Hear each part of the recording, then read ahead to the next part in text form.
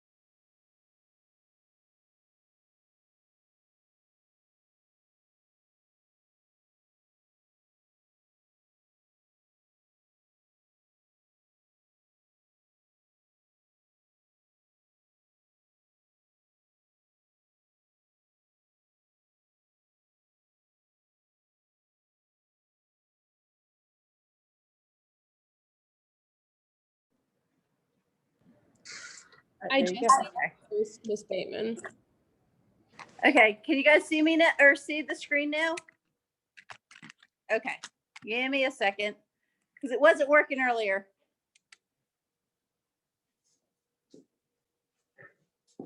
Okay. So I can't tell. Can I have one of my own students actually log into this so that you can tell me if you can see me and hear me? There you go. Okay. So I'm Barbara Bateman. I am from South Alabama. I taught at Murphy High School in Mobile for 12 years. Then I came across the bay and now I'm at Daphne. When I was at Murphy, we had a very homogeneous staff. Everyone was pretty much the same.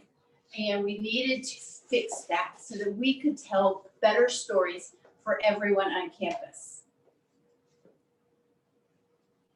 So journalism lends itself to telling lots of stories, but you only can tell those stories if you have a diverse staff. One of the reasons you need a diverse staff is it will help build your audience. People will want to read your publications if it tells stories that are relevant to them. Having a diverse staff helps you see the idea for new stories rather than the same old basic ones. And it helps your student body feel like they belong. The first year that we were working towards building a diverse staff, our motto was building community through journalism. And I think we did a pretty good job of that, although it took a couple of years. So don't think you can change your program overnight. It took us 4 or 5 years to get it where we wanted it. But it also, when you have a diverse staff, it is much more representative of the whole world. So my first staff, I looked and I couldn't find a picture of them, and I am embarrassed to admit that my very first staff, I can't find a picture of them. But they were AP and honor students. They were all white, all females, middle class, upperclassmen, juniors, seniors, white girls. That's it, very vanilla. They weren't going to be able to tell the story of the other 85% of our student body with any kind of accuracy and efficacy. So if you can see this picture, and it's kind of small, but that was my AP Lit class. And you can see it is very diverse.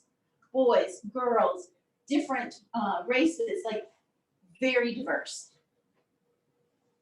We were 80% minority, 20% white, but we had 100% white staff.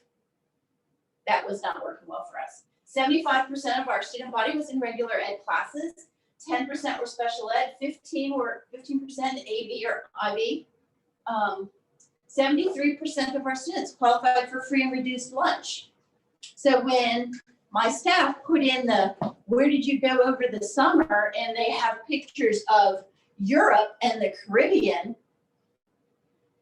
the other students on our campus couldn't relate to that. So we had to make some adjustments to realize that we weren't getting everyone's attention and telling everyone's stories. So you have to figure out who's a part of your school. Now, this is actually my current staff, obviously, because it's very COVID related. But we'll take anybody, doesn't matter. We're not afraid to have an old person on staff.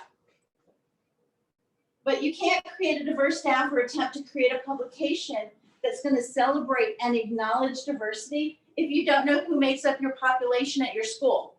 Obviously, this is not all my staff. We do have some boys on staff. This was an after school thing. Was this after school or Saturday? So this was a Saturday, so not everybody could come, but we got Bernie there. So the first thing you need to do is you need to look at your demographics. You can go to the registrar for this or your guidance counselors, and they can give you your school demographics. You need to find out the age group of your school. Different schools have different things. It might be, middle school. It could be an intermediate school. It could be junior high, high school. So your age group's going to be different. You need to look at that. Your gender breakup, race, religion, ethnicity, academic ability. I can't emphasize that one enough.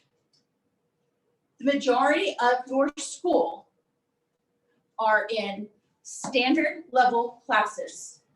They need to be included.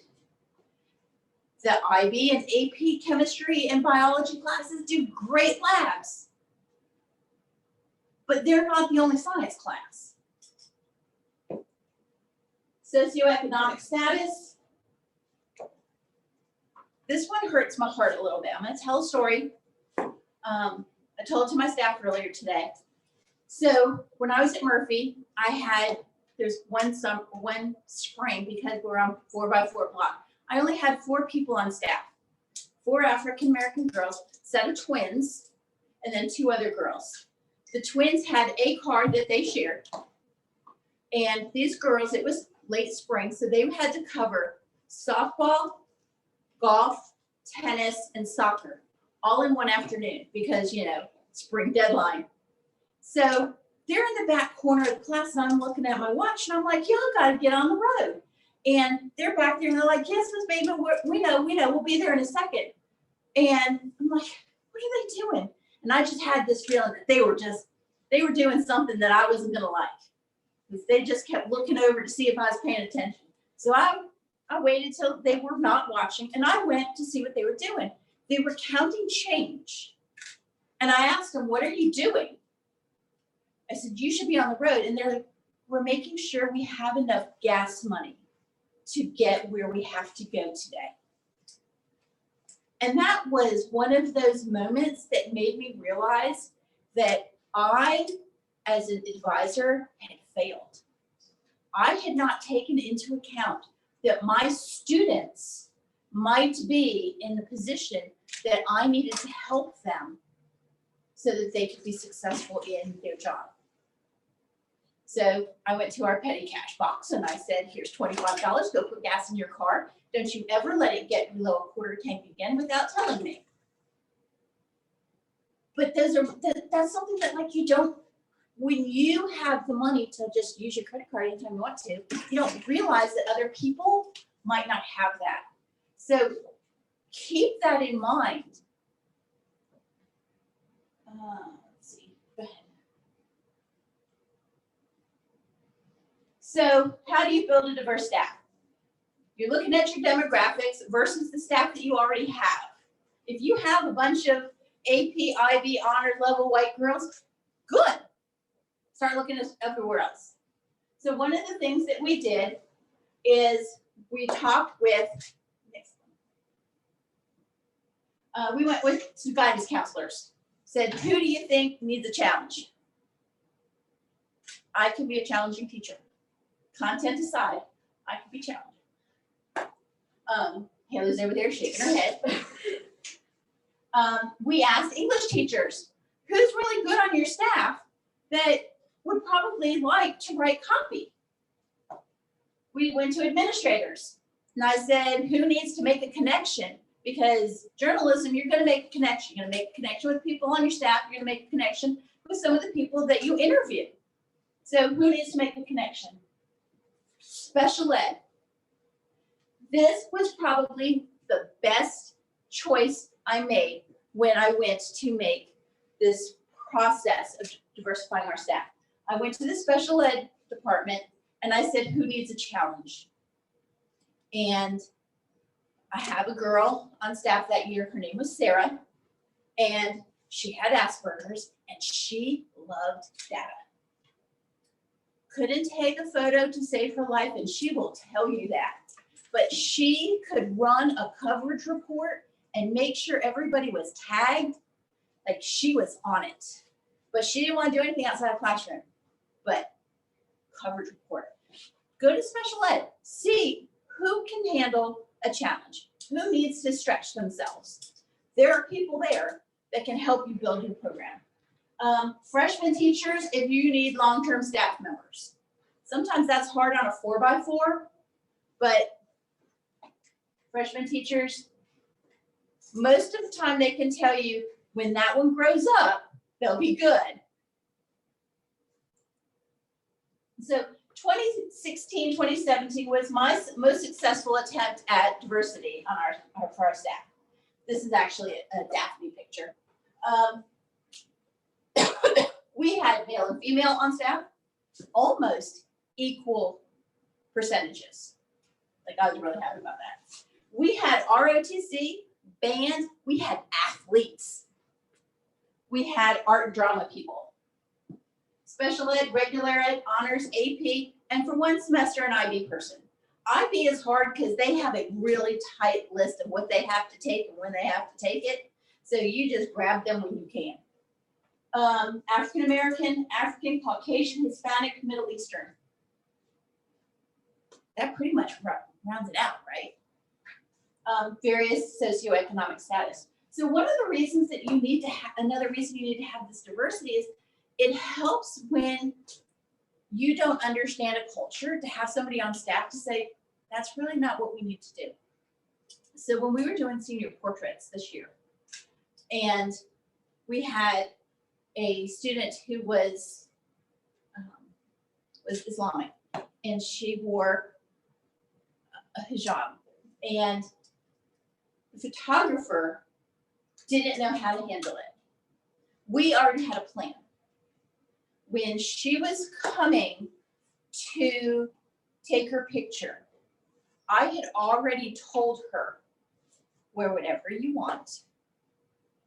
Only female students will help you adjust your drape.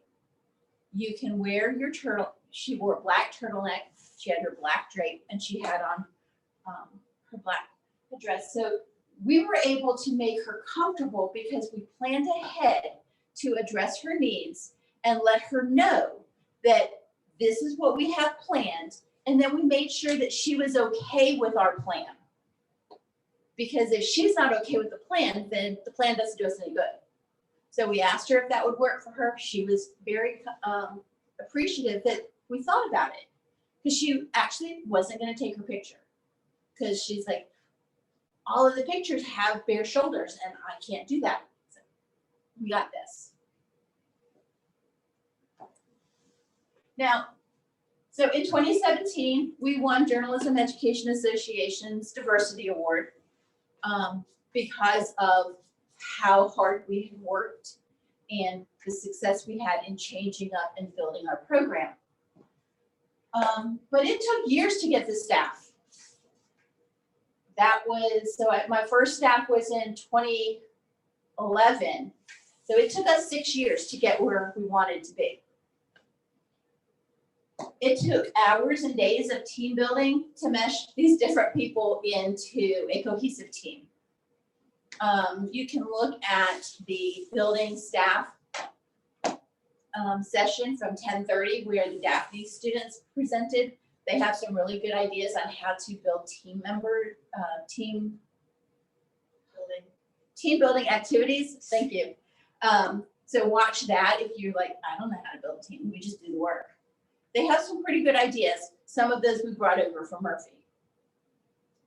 So in the end, our program improved, our coverage improved. Because our coverage improved, our sales improved. The first year I was there, we sold, out of 2,200 students, we sold, I think 130, 140 books. Now remember our demographics. For some people, that was a lot of money to buy a yearbook. So most of our staff or our students bought just the senior yearbook. When I left, the end of 2017, we were selling 600 to 700 books, which is a third. I don't know, that's math. You'll have to do that on your own. But our sales improved. Our revenue improved from our ads because people saw that it was going to more people. And recruitment was easier because people knew that we wanted to tell everybody's story.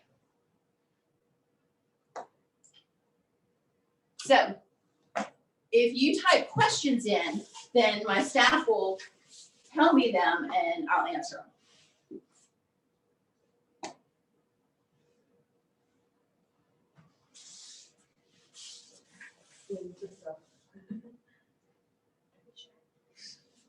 So I would show you who everybody is, but I'm afraid to move the camera because it's kind of precarious.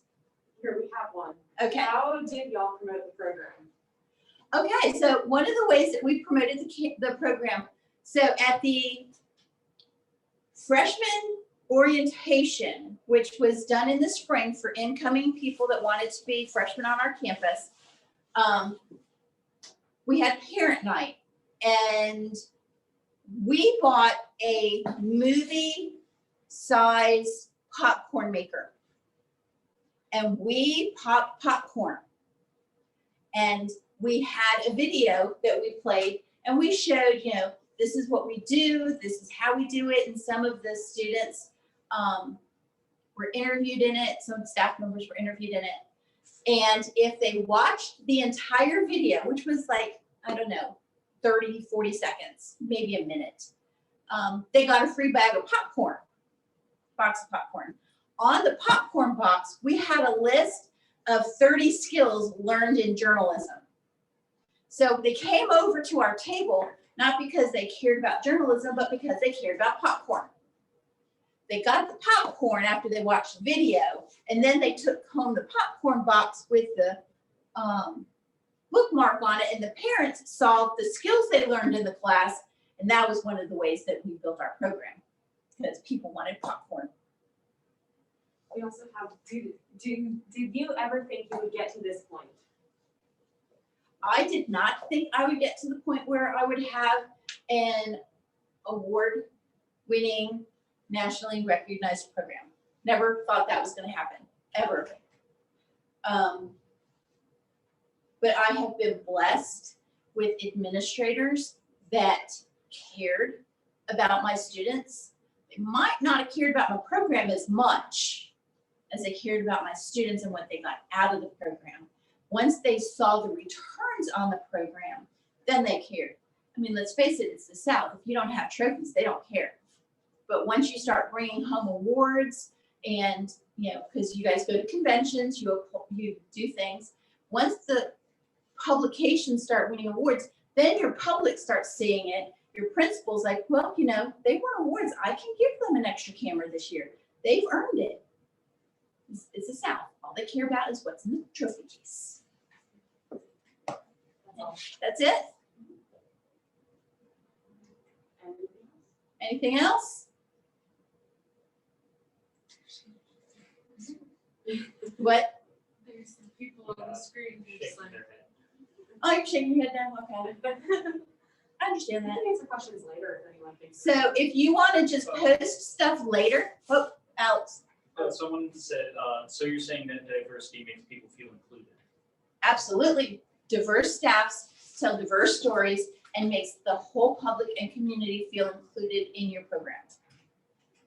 And if you feel included in the program, then you're going to build a stronger community throughout your school. All right, so one of the other things, just to like quick touch on something about diversity and how you can better manage it.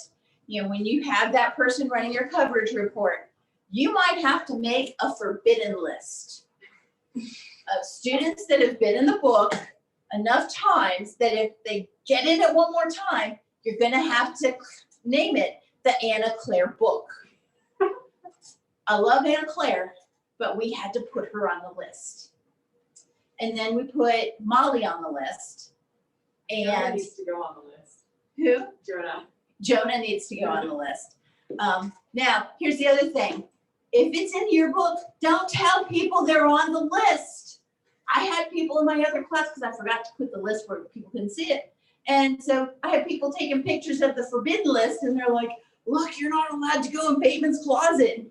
And they're like, I don't even have her this year. And so I said, yeah, no, it's because you're in the yearbook 12 times already, and it's only November. Since you have a diverse staff, have you learned anything new because of it? For example, languages, foods. Language, no. Food, yes. I learned that I actually love baba ganoush. I'll let you look that up, but it's like pureed eggplant. It's kind of like hummus, but instead of beans, it is eggplant, and it's really good, really good. And then every time we go to a convention, state or national, we try to eat somewhere unique. Cheesecake. We always try to hit Cheesecake Factory because we don't have one of those in Mobile, and that's kind of a treat for us. All right, so if you think of anything else, go ahead and post it in there. I'll be checking the questions probably every couple of days for the next week or so. After that, People are copying for you. after that, my email is B as in boy, B as in girl, ATEMAN at bcbe.org, Baldwin County Board of Education.org. So you can email me questions as well. All right, I think we're gonna end there unless there's one more question. Is there? No, we're good. All right. I hope you have a wonderful rest of the day. And if you entered a competition, I wish you a lot of luck. Just not as much luck as I wish my own students. Bye.